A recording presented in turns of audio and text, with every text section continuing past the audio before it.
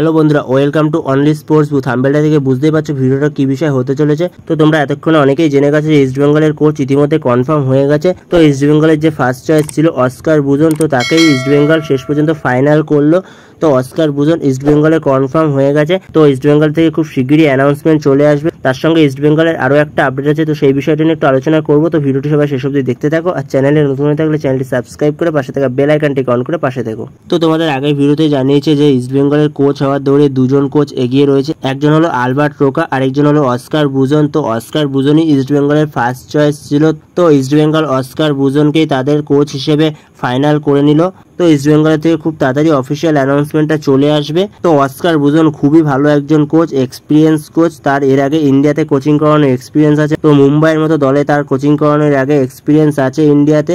তো ইন্ডিয়ান প্লেয়ারদেরও সে ভালো করেই চেনে। তো খুবই ভালো চয়েস ইস্ট বেঙ্গলের জন্য। তো সে বাংলাদেশের ক্লাব বসুন্ধরা কিংসের হয়েও প্রচুর সাফল্য পেয়েছে। তো খুবই ভালো একজন কোচ, খুব ভালো চয়েস ইস্ট বেঙ্গলের জন্য। তো দেখা যাক সে ইস্ট বেঙ্গল টিমটাকে আগের ছন্দে ফিরিয়ে আনতে পারে কিনা।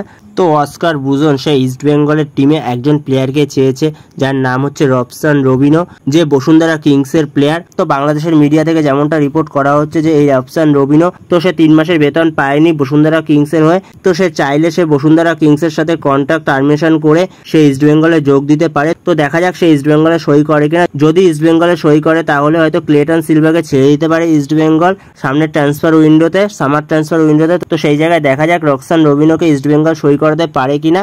তো বন্ধুরা, এই ভিডিওতে এই আপডেটগুলো নিয়ে আলোচনা করার ছিল। তো ভিডিওটি ভালো লাগলে অবশ্যই লাইক, শেয়ার, সাবস্ক্রাইব করতে ভুলো না। তো নেক্সট ভিডিওতে দেখা হচ্ছে, ততক্ষণের জন্য বাই বাই।